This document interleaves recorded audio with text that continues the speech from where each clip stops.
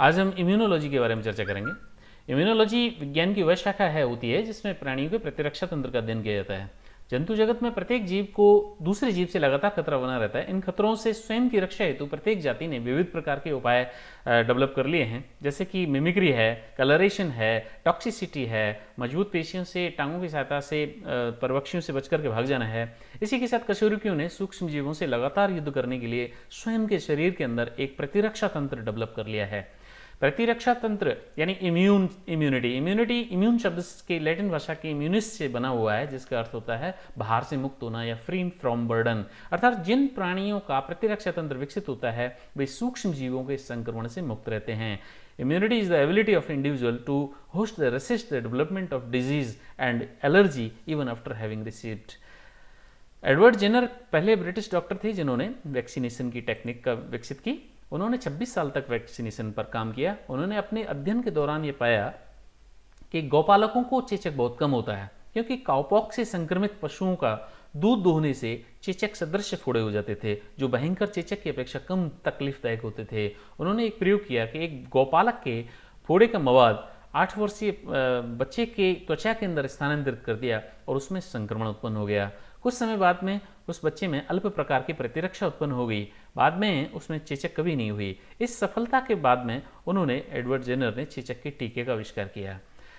Louis Pasteur पहले व्यक्ति थे जिन्होंने जर्म थ्योरी दी। उन्होंने पहली बार ये बताया कि जो बीमारियां हैं वो किसी देवी देवता के प्रकोप से नहीं बल्कि सूक्ष्म जीवों के कारण होती हैं।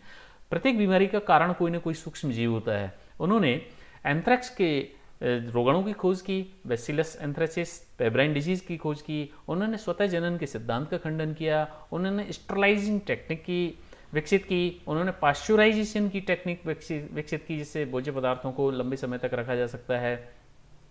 इसके बाद में टाइप ऑफ इम्यूनिटी दो प्रकार की होती है। एक तो गॉड गिफ्ट जो हमें जन्मजात मिलती है, और एक हम बाद में अर्जित करते हैं। वो इनको एक एक करके हम अध्ययन करेंगे। नॉन स्पेसिफिक या इनेट एनर्जी जो जन्मजात हमें प्रतिरोधकता मिलती है, वो विभिन्न अवरोधकों द्वारा उत्पन्न प्रतिरोधकता वो अविशिष्ट या जन्मजात प्रतिरोधकता कहलाती है। जैसे कि सामान्य अवरोधक हैं, जैसे पोषण है। अच्छा पोषण खाने से हमारी प्रतिरक्षा मजबूत होती है और संक्रमण की संभावना कम होती है। और बुखार एक ऐसा प्रोटेक्टिव मैकेनिज्म है जो हमारे शरीर के थर्मोस्टेट सेंटर को रीसेट कर देता है और हमें रोगाणु से रोगग्रस्त होने से बचाता है। हमारे शरीर में एक इम्यूनिटी डेवलप करने का साधन है। एज है, जैसे बचपन में और वृद्धावस्था में ज़्यादा इन्फेक्शन होते हैं, जवानी में कम होते हैं, क्योंकि उस समय प्रतिरक्षा तंत्र मजबूत होता है।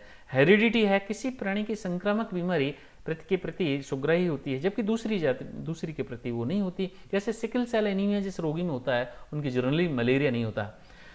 त्वचा है, भौतिक अवरोधक है। भौतिक अवरोधक में त्वचा आती है सबसे पहले। त्वचा सबसे बाहर का आवरण है जो हमें सूक्ष्म जीवों से रक्षा करता है।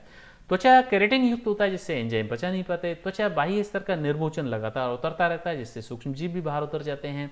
त्वचा की जो पीएच है वो बहुत कम होती है, उस पर सूक्ष्म जीव विकसित नहीं हो पाते हैं।